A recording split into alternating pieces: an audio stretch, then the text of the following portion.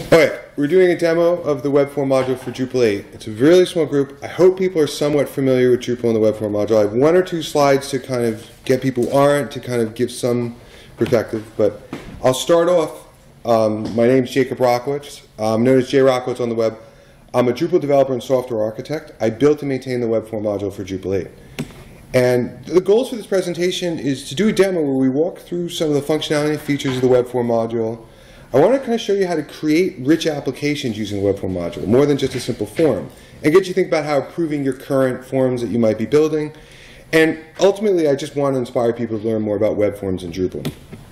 The process here is we're going to plan what we're trying to build.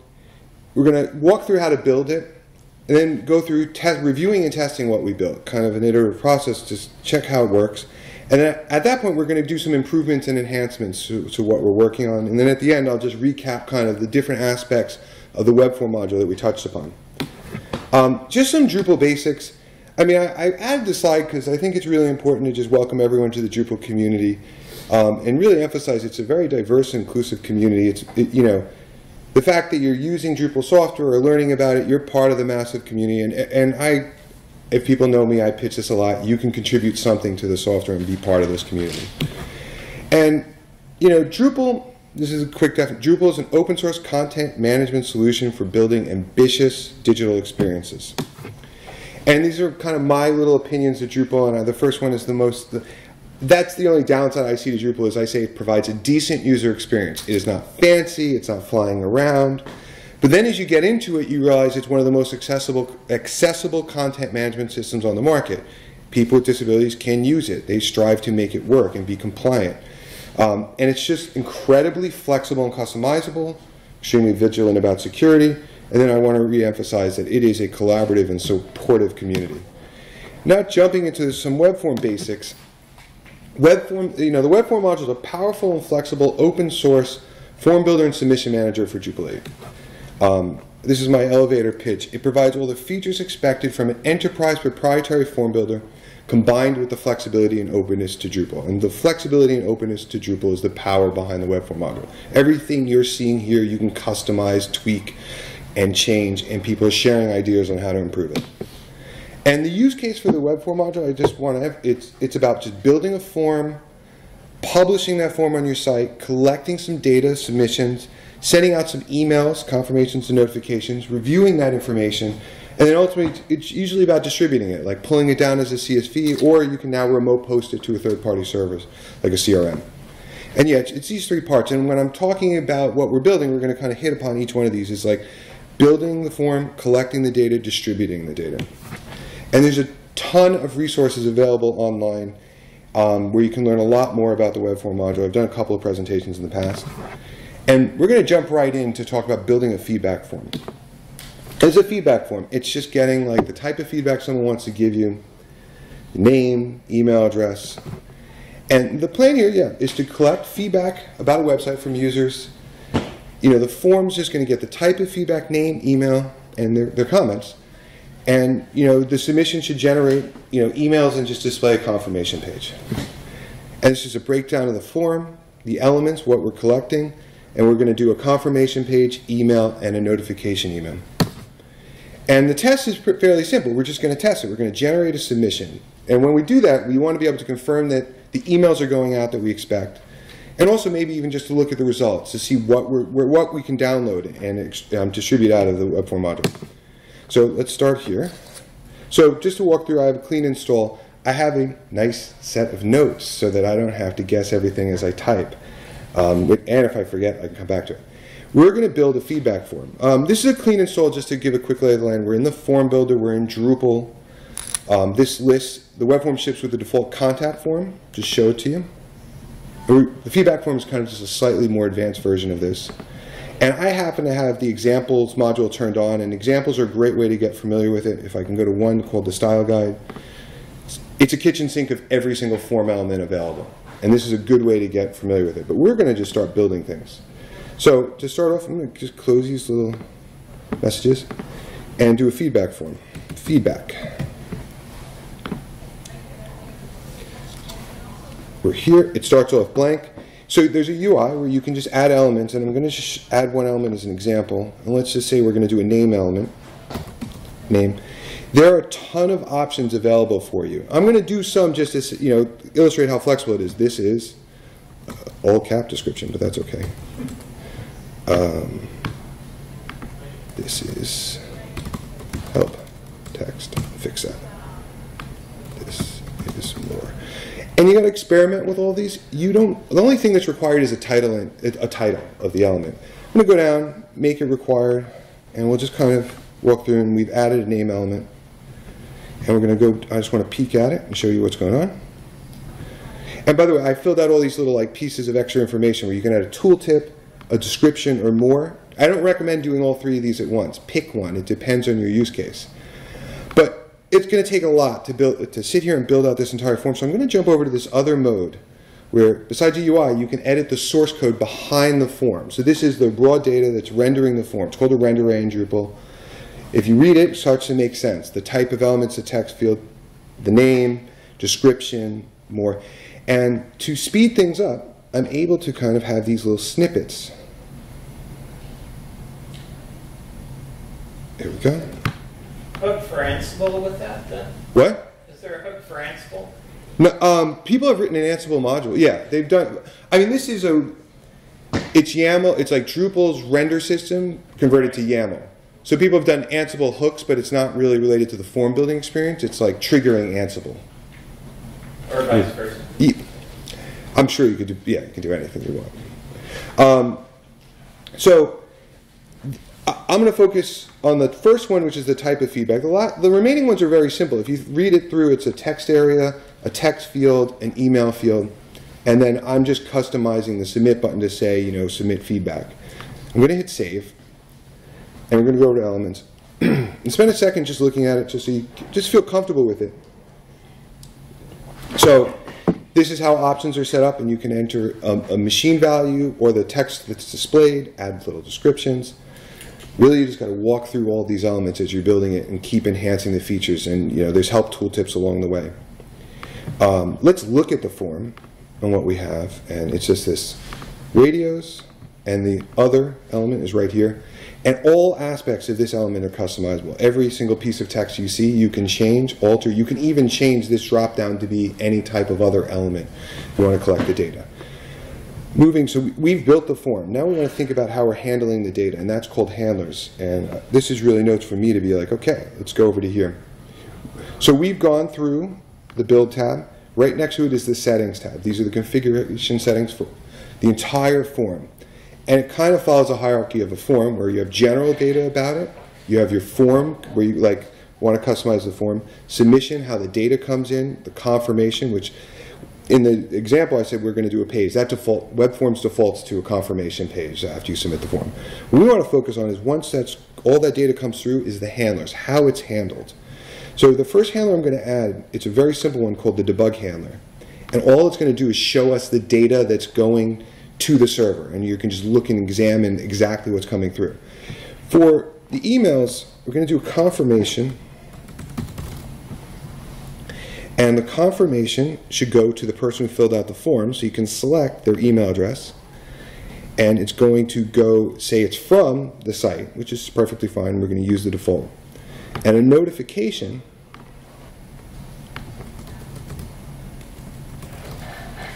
should be to the site owner. And in case I want to hit reply, we're going to say, hey, reply to the person who filled out the form and their name. And we're going to hit save. And we're done. We need to test this. So there's also this test tab that will automatically fill out the form for you with dummy data. I got to scroll down to kind of show it to you. It just auto-populates it. And you can generate a test submission.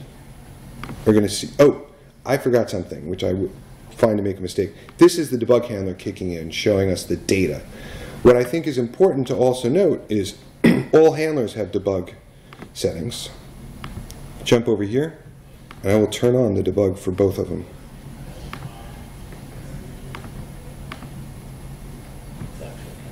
Go over here. Advanced. It's under, I'll talk on advanced.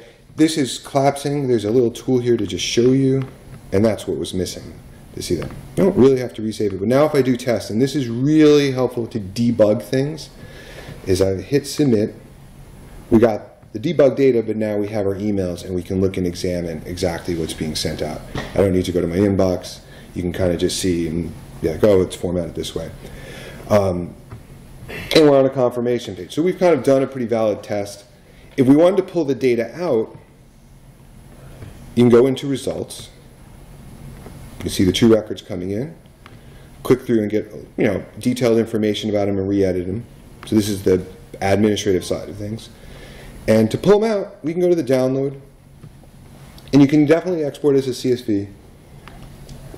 For the demo, I like to use an HTML table. And HTML tables are really nice because you can actually open them in Excel and they kind of convert into a pretty spreadsheet. I'm not going to check this off, but what I'm going to do is go down and show you on screen where you've got your raw data. It's very tall because we have this long text field scrunched on a page. But this opens up very cleanly in Excel, and then you can kind of have your administrators work with it from there. Okay, well, we built something. But let's think about improving it. I'm going to walk through. So I'm logged in. I have a username and password. It'd be nice to populate the username and password with some default values. Maybe make the form look a little cleaner, tighten it up, improve the layout. Just for the user experience, everyone likes Ajax. It doesn't have to hit the server. It refreshes right on the screen. A preview is kind of a nice feature to let people review things. And with that confirmation, maybe we can get it to not go to a new page, but just pop open a modal window. And now we have this form that's collecting type of feedback. So it's comments, bug, I forgot the last one. But maybe we should be able to route bugs to developers and comments to the project manager. And then finally, we have a feedback form. We should place it on our site. And it should probably be on every page. And then finally, if you're getting someone's email address, you might want to subscribe them to a mailing list. So we're just going to explore these. And we'll start off with default value. So we're going to go up on the form. And this is an example where it helps to switch over to my code snippet. And I've literally just added the default value, and I'll explain it once it gets in place, to your name. Feedback. Boom. These little widgets are tokens. In Drupal, they're really powerful. They represent pieces of data on your site. In this case, it does exactly what it says it's doing. It's grabbing the current user's name and the current user's email and setting it as a default value. And this is very useful if you install the token module. You get a very huge list of all the tokens available, and Webform leverages these tokens extensively. You can get any piece of data related to your form in a little token string. I'm going to hit save. I'm going to jump back over. Now let's just improve the layout. I think your name and email should come first, and they could go side by side. So there's a tool called Add Layout, which is Flexbox. It's a CSS3 standard for doing multi-columns. And if I add it, we can bring it up to the top and nest these two elements underneath. We go to view, see it's nice and clean. And now let's look at the other enhancement we were talking about. Ajax, preview, and a modal confirmation. So once again, we go to the settings tab, and I wrote these out in a hierarchical order, but you could think of it like Ajaxifying a form is a general setting. I have this already open, but you can expand. You got to expand all and scroll through and learn all the different settings you can go to. But we'll just focus on this one. Hit save. We're doing Ajax, a preview, a form preview. So I'm going to go here, and I'm going to scroll. Here, my little widget wasn't happy with me today. Go to preview, enable it, and make it optional. It's good just to point out here that every single thing you see you can customize, every label. So like this example, the preview label is preview. If you want to change it to review, you could change it to review. You could change the message displayed at the top, what values are previewed. We're just going to try to get a preview in place. Now we're going to jump to confirmation. And by the way, this is a good warning to pay. These warnings you should always pay attention to. What it's telling us is, you're doing Ajax, do you really want to redirect them to a new page? It makes more sense to do an inline where it doesn't go to a new page, it just shows you the message. Or you can display a message at the top of the form, or you could pop open a modal dialog on top. We're going to go with the modal. We're here. Okay. And now we're going to go to the big fancy thing of email routing with the notifications. And I'll fix that typo later. So we have set up these emails, and we want to route the notification to different users. So if I go in and hit edit, for the two, I can select the type of feedback, which has options, and you'll see what happens. You get a mapping element where you can go in and say comments at example.com, bug at example.com, questions at example.com. And the last two are if someone enters other, or if you want to just send it to one email, one person to collect all the feedback coming in. Save. Okay, so we've tweaked our form, and the last thing was about placing it on the site as a block. For people who are new to Drupal, blocks are just like a piece of information that you can place anywhere on your site. It could be content, it could be a widget. This is kind of a widget because it's a form. So go to block layout, and let's put it on the right sidebar. Place, web form. Oops, sorry, it didn't go to the... Change the title of this to feedback. Could be nicer and say provide feedback. We have to select the web form. Some other enhancements you get here is you can there's lots of ways to put default data into your form. So in this context, you could set default values based on this block, and you can even have tokens supported with it. And yeah, I'm not going to go into the block system much more than that, where I'm just placing it on the right-hand sidebar on the site. And let's see this in action. There's our form on the sidebar.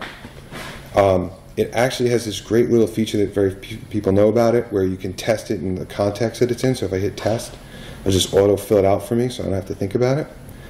You get a preview, and it's just not reloading the entire page, just the block. And this is a little clunky because we're showing all that metadata as it's going through. But even then, when we hit submit, we've got a little modal, and we get our confirmation email. Okay, and the last thing, yeah, please. If you were to do inline with Ajax, if you were to do messages with Ajax, yeah, it shows in the messages. Yeah, it shows. And then below it is the form. Yeah. Empty. Yes. Yeah. It's to restart the form. Like it'll show you the form empty, and you're bringing up. By the way, you're saying it's. By the way, that message would stay in that context. It would be in that block. But Drupal has worked on that message API where there's ways to get it at the top of the page now. Okay. And that's something you could probably do with JavaScript. One problem I've had with web forms in general, Drupal 8, Drupal 7 doesn't seem to matter. It's fine when it's protected in back of something where there's an authentication layer, but if you want feedback from the general public, there's nothing that prevents a bot or something finding it and trying to do 10,000. Yeah. So what I was curious about is if there is a way to make web form in any way aware of when it's being abused and block someone. It's a great question, and Mike gets the question, so I don't have to repeat it. But you're bringing up spam protection, and you're kind of helping me lead into the next part of this demo. Was the last step we were going to talk about was subscribing people to a mailing list. That's not something included in web forms. It's an add-on. It's an extra module that you can install, and that also gives me the opportunity to go to the spam protection, because if we go over to the web form module, we get these tabs, and we'll go through some of them, but I'm going to jump over to the add-ons tab. And I'm going to focus first on the MailChimp thing. So add-ons in Drupal, we have a whole stack of contributor modules that add functionality. There are about 90 different add-ons that add functionality to the web form module. Generally, what we talk about with subscribing is integrations. And I'll collapse this because it kind of gives you a breakdown. So integration shows you how you can push data to different places. And if we go down, there's a MailChimp module. So if you want to subscribe someone, you can click on the MailChimp, install the module, and you get a handler that you can then take that email address and push them into MailChimp. You can even have checkboxes that say, I would like to subscribe to MailChimp and whatnot. Going back to your question now about the spam issue, yes, it's a huge issue in Drupal. In forms in general. Spam is the biggest problem we face. And if I collapse this, there's a section on spam protection. I'll answer the question by walking through my opinion of all four of these really quickly. Antibot, what it does is it takes your form and hides it via JavaScript. And when the browser renders the form, it will insert it in JavaScript. So it really prevents bots. Most bots can't handle that. They won't render the form. They won't figure out the forms. Captcha works really well. Recaptcha, especially the newer version where you don't get that message, works great. Captcha has accessibility issues. I can have some problems with that. Honeypot is brilliant, and everyone should just use it. It puts a hidden parameter, and most machines can't figure it out, and it usually, reduces. It does a good job of reducing the amount of spam. It doesn't make it never happen, but it really is. Any solution you have, Honeypot's just worth kind of putting in there. And CleanTalk is a service that analyzes the data coming in. And I haven't used it, but the concept, Molem was like that, and I found Molem to be very successful. So it's machine learning, figuring out what's spam. And I think we're done with the improve. I'm going to go through what we just kind of walked through is building the form, the source editor, settings, confirmation page, the email handling. We touched upon blocks, and then the add-ons. And how are we on time? Because are there any other questions before I go into another demo? It's fine. The issue I always have with Webform is that I love the form builder, and it's wow, you've done an extraordinary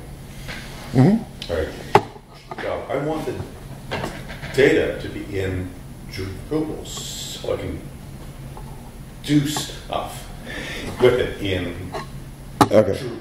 Yeah, you're getting into a real technical challenge with it. So Webform is a subset of Drupal, it's its own subspace of Drupal.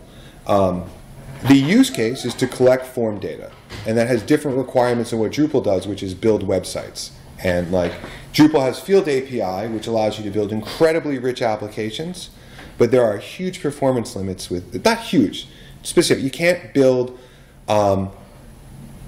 200 forms with 200 fields on it. Drupal will fall apart, and it's very slow collecting the data. The performance, the amount of records starts to slow down, especially if you're saying, here's an anonymous form that people are going to submit hundreds of thousands of records per hour. So that's why they're in two different spaces. Web forms can collect a ton of data. The problem is it's not field, so it doesn't get all that functionality available to Drupal. There's contact form in core, which that's another way to, if you need that level of functionality, you've got to use Field API.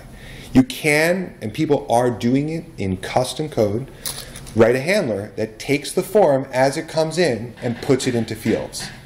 That creates nodes. And at some point, if someone sponsors a larger ticket, I would like to, my concept is really simple. You have a form with 200 data points. The field, the rich stuff you need to do is not on 200 data points. It's usually on 20. And if we can route the 20 pieces of information that need to go into the bigger Field API system, then you get all the power behind Drupal. So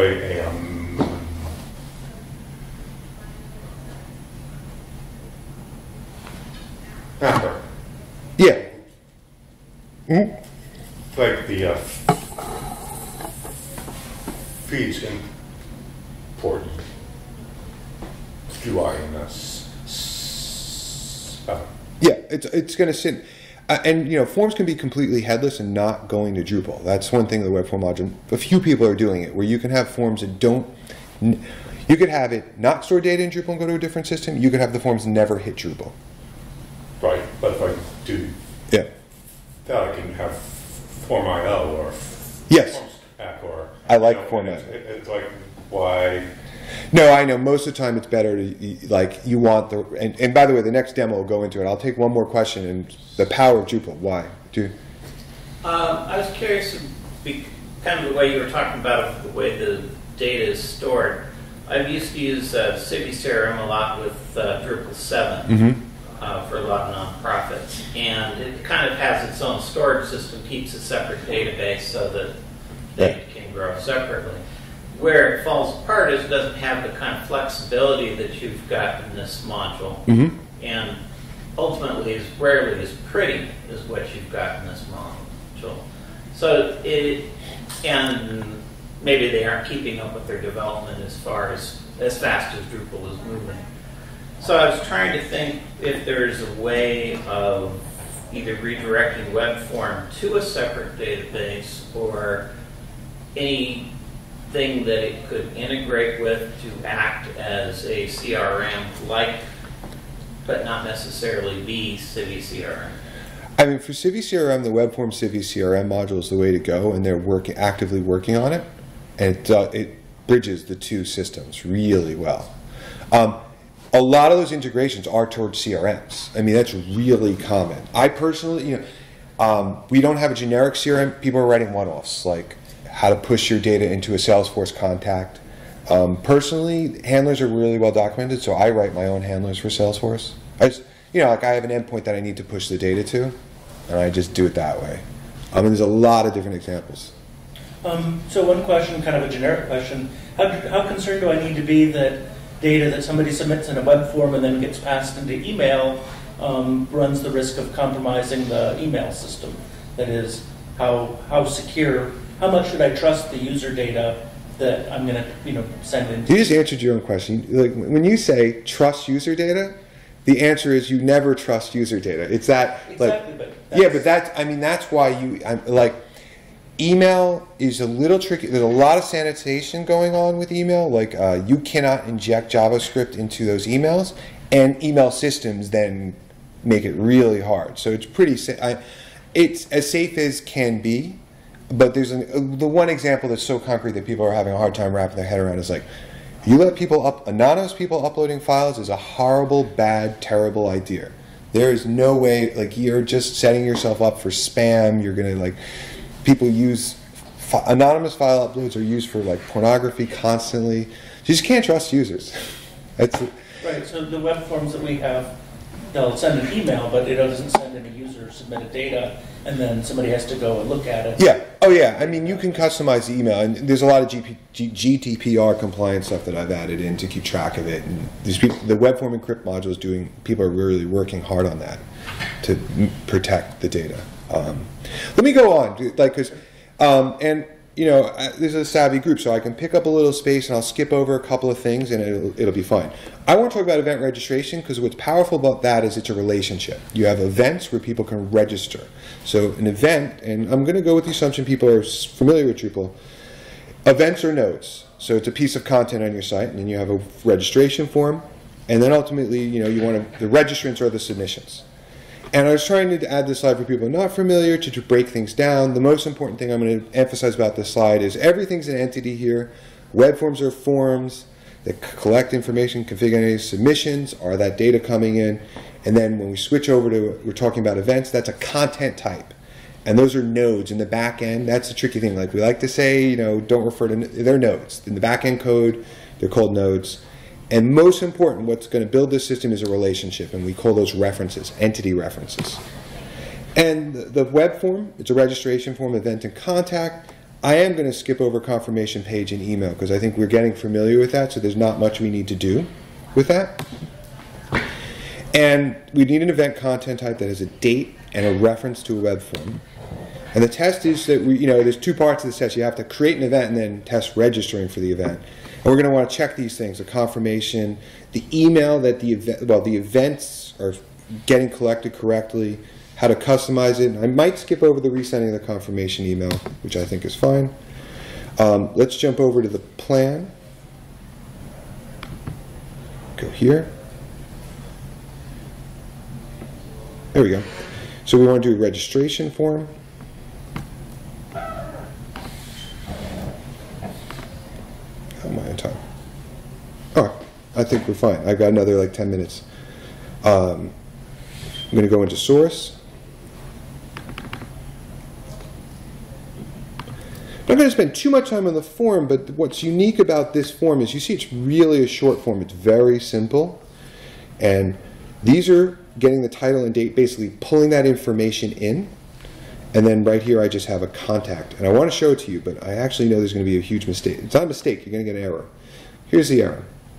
This token that I have over here called submission node field date, I'm trying to pull information from a field I haven't created yet, the date field on the event. So we're getting an error, which is a good error. It's telling us we need to build out this relationship. So what we got to do is jump over and say, you know what, we got to add a new content type. I'm going to do it in a new tab.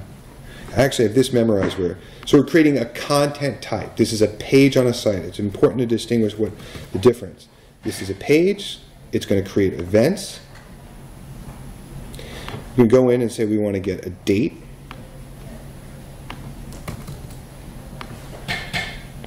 I'm just going through the defaults really quickly, but it's just a single date, not doing much more to it. Now I'm going to make it required.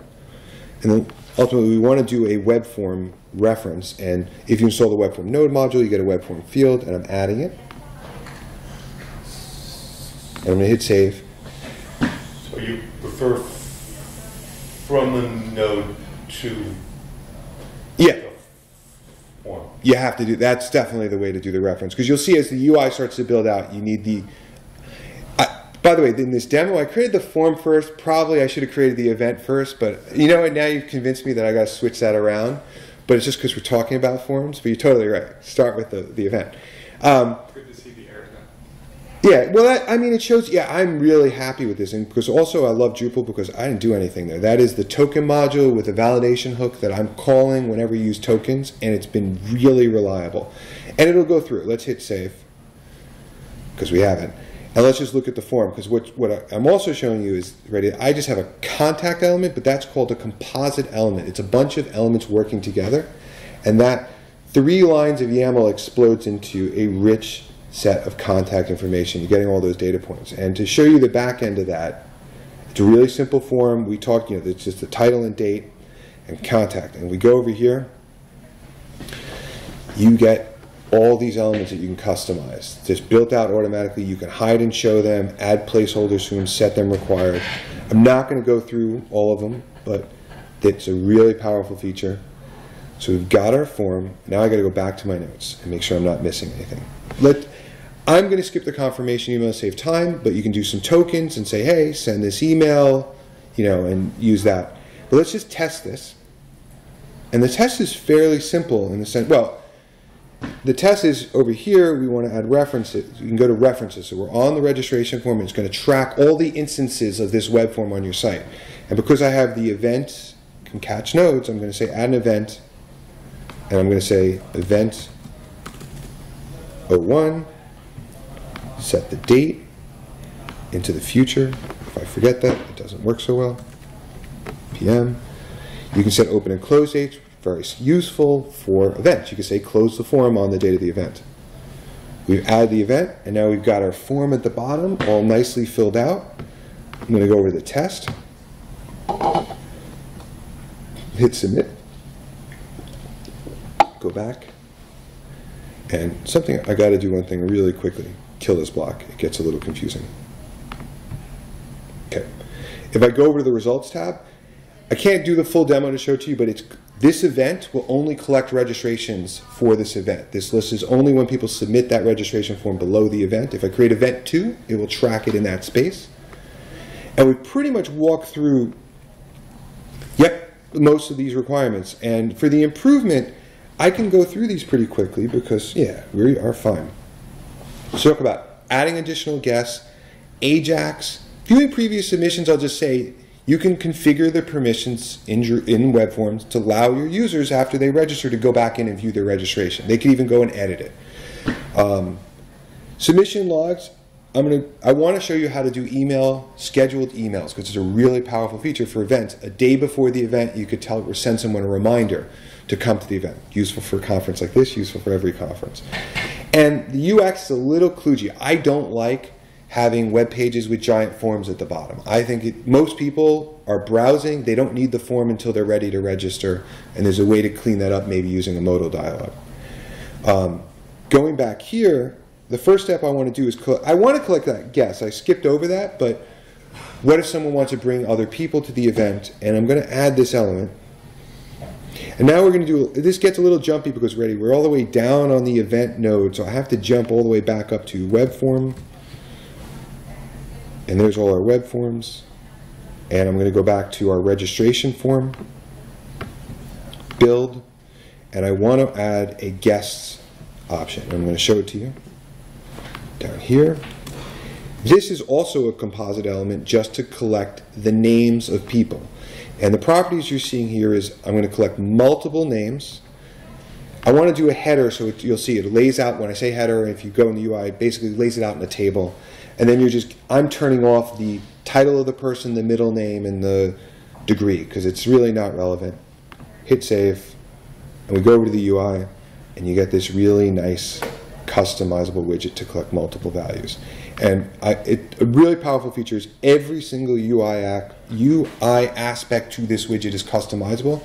Most times you don't need drag and drop. I personally turn off everything here and everything here, and I just let them do add more, because they don't need all those features, but sometimes it depends on the type of data you're collecting. With that, I want to do this cool modal stuff. So I'm going to quickly walk through that one, where I don't like the way the form looks. So I'm going to open the form here. I am unhappy with this at the bottom. So I want to make the form do Ajax, which I've kind of showed you, and you kind of just do it on all your forms. Ajax. The confirmation, which we talked a little bit about, I'm going to do inline. So it replaces the form with the message. And think about it this way. Now I want to take this user experience and open it in a modal dialog. And once we have this set up, we can go back to, this is our event. This is the content type. So in Drupal, you can control how the form looks on the content type, but we want to control how it's displayed. I'm going to do some cleanup here because we don't need to say a date is a date. So I'm going to visually hide the word date. I'm going to move it above body. And we don't need to say a web form is a web form. I'm going to hide that. But really for this demo, it's linking to the form. And then we can go in and say register. Just leave the typo.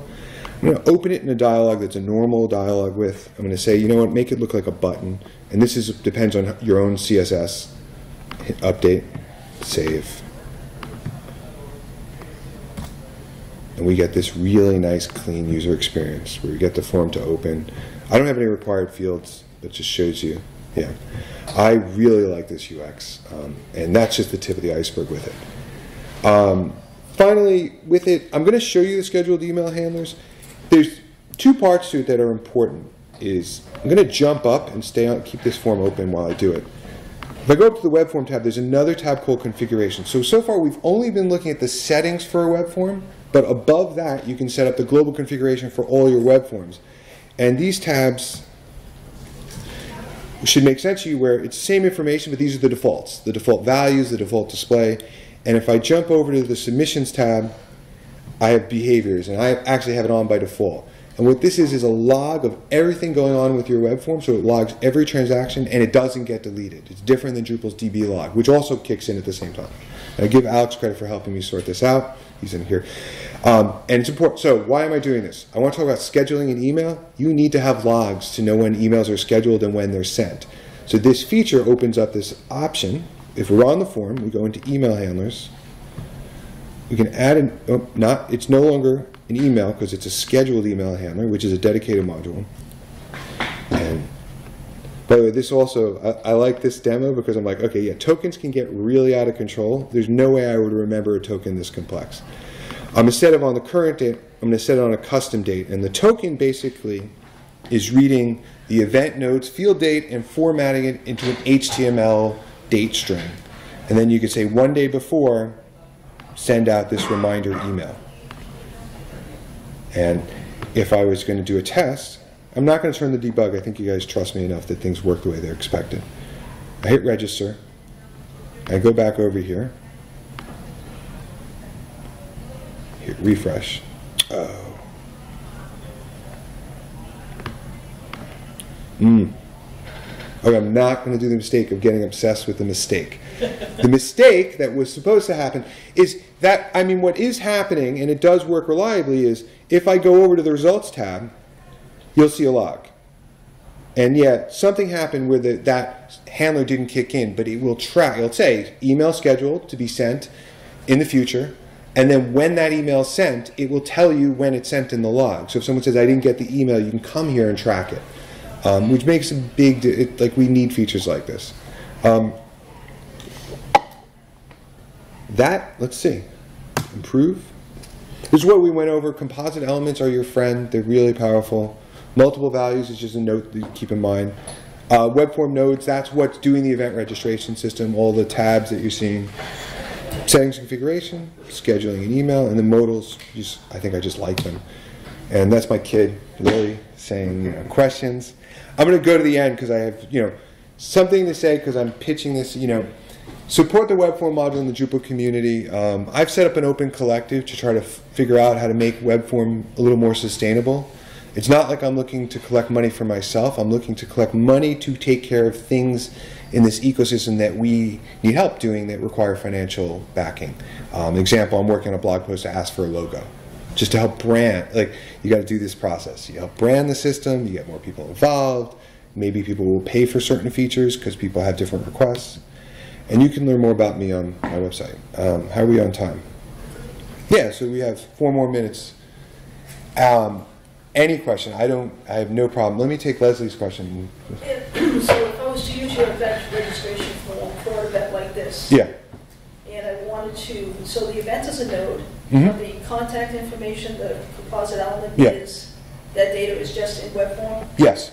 So if I wanted to collect speakers and sponsors and all that through that event, create a user and then allow them to create sessions, is that all external handlers that would have to be written for that?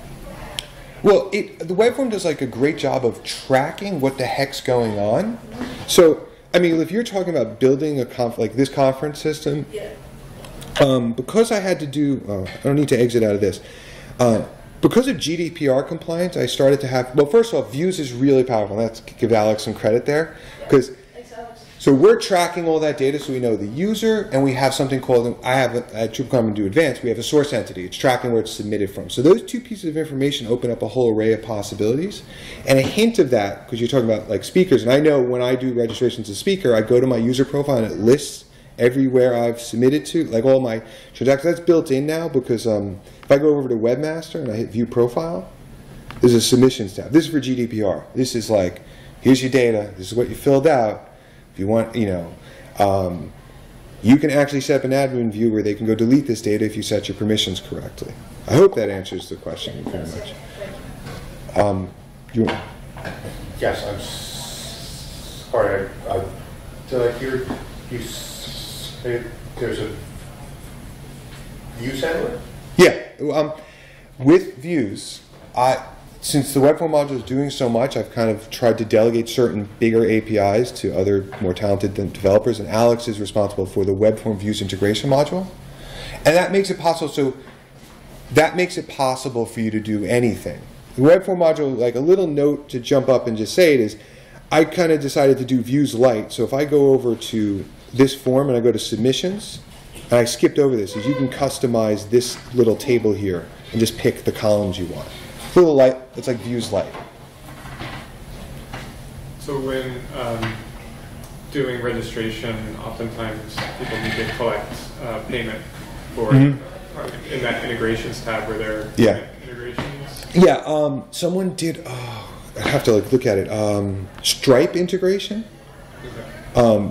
I mean, the quick thing about payment. Personally, I've gone away from ever collecting payment on a website because of the regulation. You redirect some. The patterns are either the handlers redirecting to Stripe, and Square has done that. They're doing some amazing stuff with iframes, where it looks like it's your site. It's an iframe that's their server collecting the data, and people just need to build more of them out. I mean, right now I'd say redirecting is the best one, and you can encrypt a couple of the strings. There's some tricks there that you can do it securely and safely.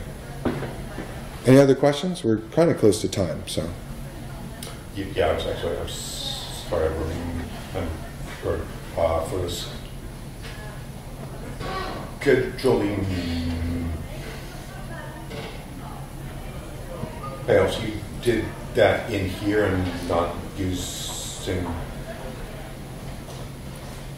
rules or something else? Yeah. Because it was not.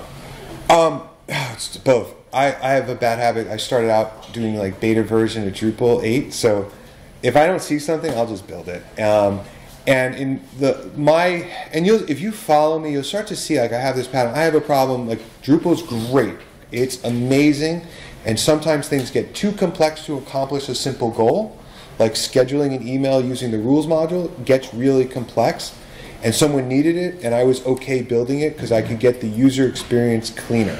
So you'll see, like, there's even some handlers to do rules-like behaviors.